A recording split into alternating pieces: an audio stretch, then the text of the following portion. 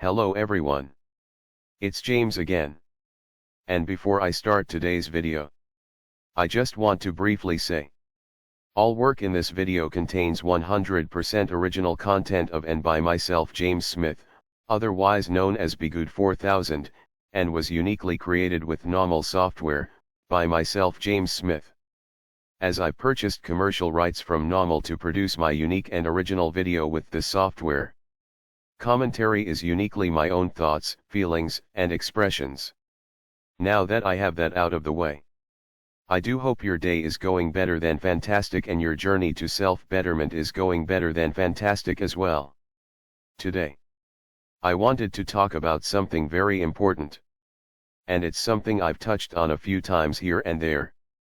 But I really want to make a video just talking about this subject. And what those that are in what they consider to be healthy long-term relationships should know and should consider. Now, for those of you that are long-time viewers know, we talk about narcissism and narcissistic abuse here. And we don't just talk about narcissism and narcissistic abuse. We also talk about how to move forward and how to live the best life we can live after we've sadly experienced all of the horrible things we've experienced. Not a perfect life, but the best life we can. And a big part of that is possibly meeting people, new friends, and possibly someone we might date and become in a partnered relationship with. This information we are going to talk about here today is going to be likely very important for you. And for you new people, or someone that just happened by my channel for the first time because of this video. And you might have never been narcissistically abused. Maybe you are with someone really kind and decent, and things are going good. This video will probably serve you well. Probably even more so. Because if you've never experienced narcissism, you might not see what we are going to talk about coming. And you might even associate it with narcissism after it has occurred.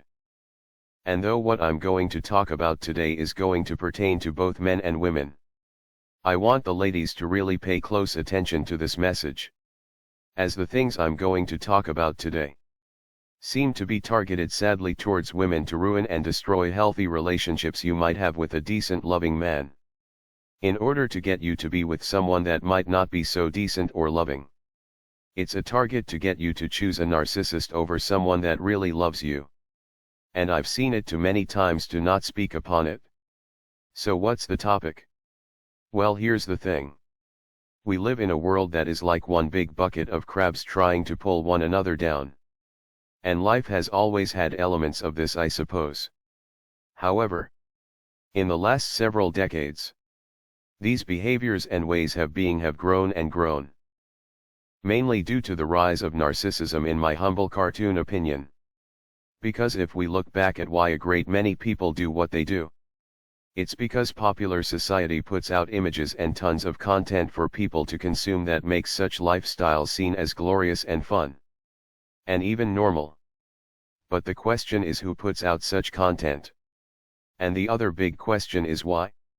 You see, if you are with someone, no matter if they are rich or average earning, you and that other person are likely to have a better life financially together as opposed to if you were alone. That is speaking in the context that both parties love each other and treat each other with love. Let's say you live in an average-sized apartment and you both are working. Your personal cost will be quite a bit less than if you lived alone. And you might be able to move to a better and more safer neighborhood and slightly better apartment, as you are both sharing the cost in some form or another. Well, who loses if couples that for the time being have to live in apartments are able to share, as opposed to having one apartment over here and one apartment over there? That's right.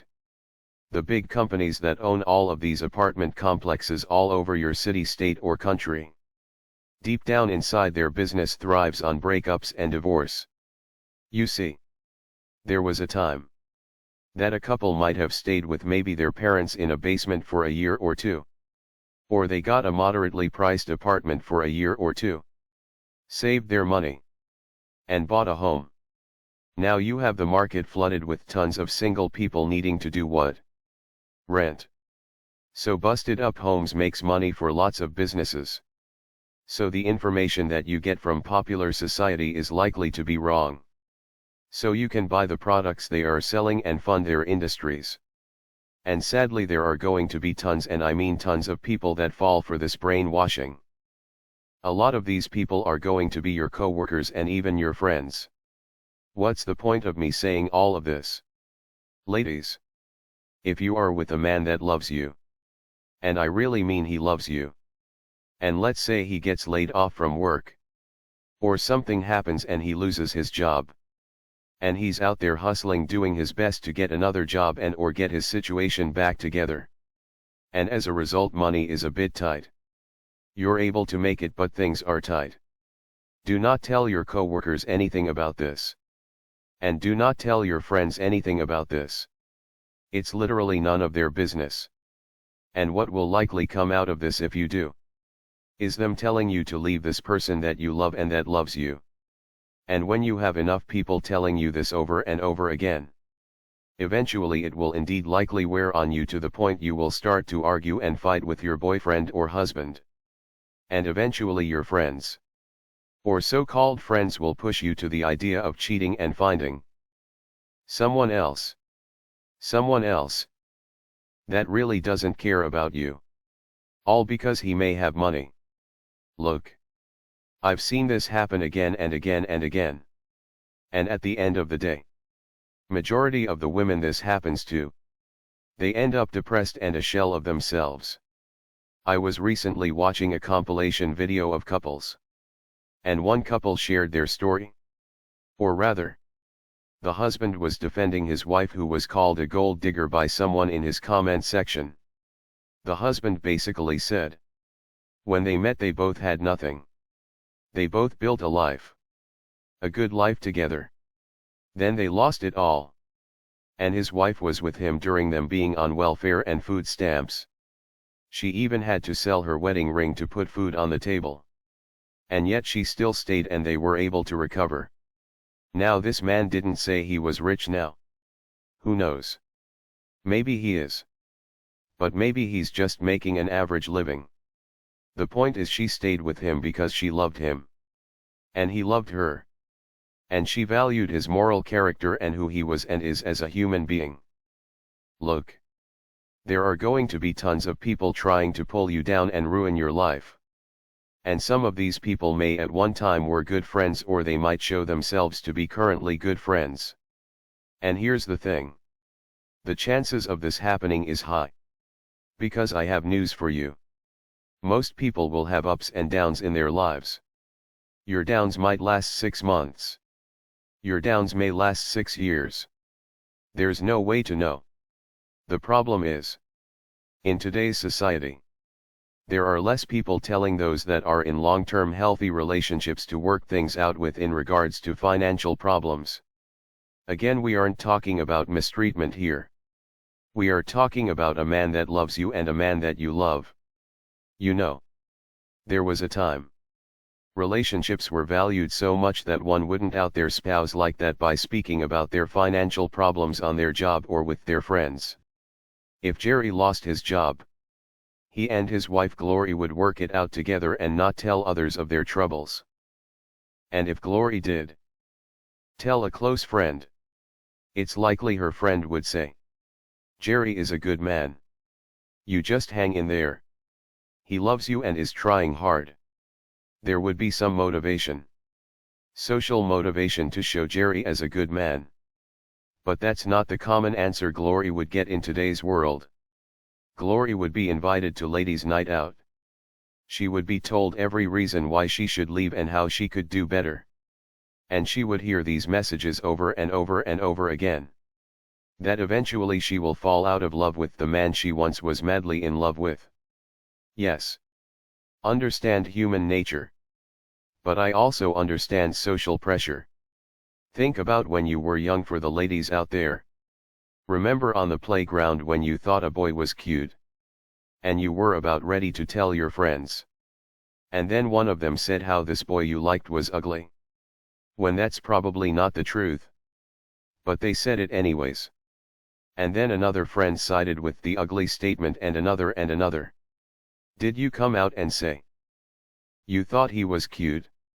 Likely not. And you're not a bad person. You were young and social pressure is a big problem. But I have news for you. This social pressure doesn't go away. That same social pressure can convince you to fall out with a man that you once loved. Just because a bunch of people have piled onto the notion this person is somehow a loser because he doesn't have this or he doesn't have that. Or he lost his job and is struggling. If you are in a long-term relationship, you need to sit down with your spouse. And this part is especially important of the men in this scenario. And you need to have a talk with your girlfriend or wife regarding the fact that not every so-called friend means them well.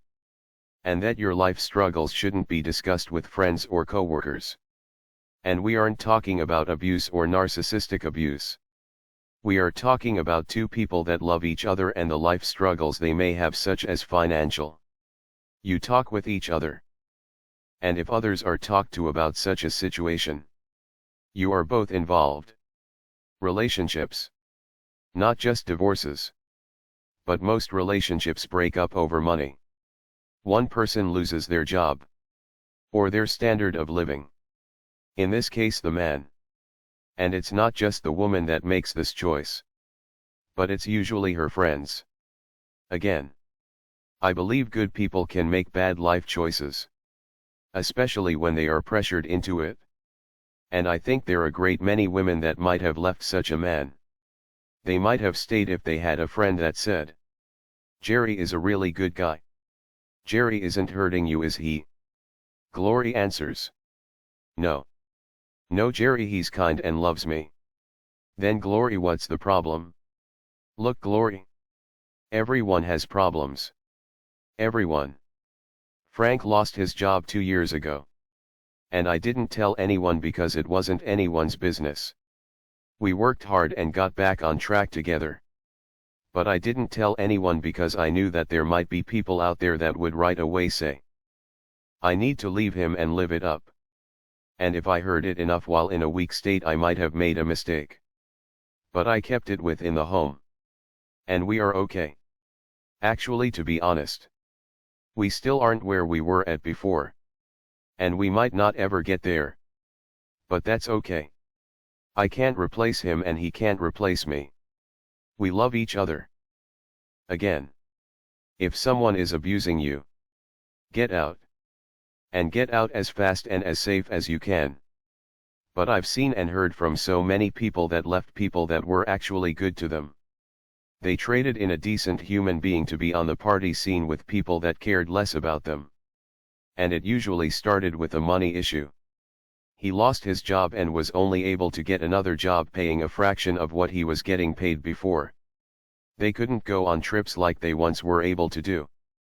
But what do you think would happen if people said, "Why are you leaving Jerry? Or Frank? They are kind to you." What are you thinking? That's right, you would have a lot more people catching themselves before making bad choices. There was another YouTuber out there that recently was talking about how narcissists give bad advice to people that they pretend to be friends with. And I will say that's 100% true. But to add to that, I think even non-narcissists can give narcissistic advices just the same, simply because of how they've been programmed to think and react in society. And it's because of that. If you love the person that you are with, be very careful with those you share such information with. And it might be better if you can. If you can, to say nothing at all. Work it out amongst yourself. Pray with God together. And build your life. You see, the devil knows when you are in a company of those that love you and you love them. You are watching each other's back. It's a lot harder to get you. But if he can divide, he can conquer. We live in a divided world. And the earthly part is done by those that want to prosper on the pain of others. So they set traps that look so good, people step into these traps one after the other. Because these traps just look so darn good, people can't help it. And because of evil societal pressures, no one wants to be the odd one out. Just like the example I gave. You might have liked a boy when you were growing up. But your friends said something different. You chose to keep it to yourself and like someone else simply because of things your friends said and did. And here are millions of people giving up on people that they once said they loved. Someone that hadn't done anything wrong to them. All because their friends and co-workers called them a loser. Just like that, you have fallen out of love with this person you cared so much about. I believe that every couple should sit down and talk about this subject. And how to protect yourself against it? Because this test will come. And pretending it will go away won't help. But preparing for it will. If you are low on money, and your friends at work want to do something you can't afford, just say. You have some things going on with your elderly mom or dad that is costing you a bit more money. Whatever you have to say. Just don't tell these people that your husband lost his job. Because the minute that you do, the vultures will come out. And within a 6 months time frame they will have you not just falling out of love with your husband but hating him and picking fights with him as well. And though you and your friends might not be narcissists, the conditions that you received from society on this subject was created by narcissists for the downfall of you and any healthy relationship you might have. Remember, narcissists want to see you miserable, in pain, and in dire straits. So talk with your spouse. Put on the protection of God, and you will be just fine. Can you relate? I would like to know. Also, please support this channel by subscribing, liking, commenting, and watching my previous videos, as you might find one that could have a profound impact on your life. I do appreciate each and every one of you. With that said, I do hope your day is blessed. And until next time, bye for now. And be good to yourself.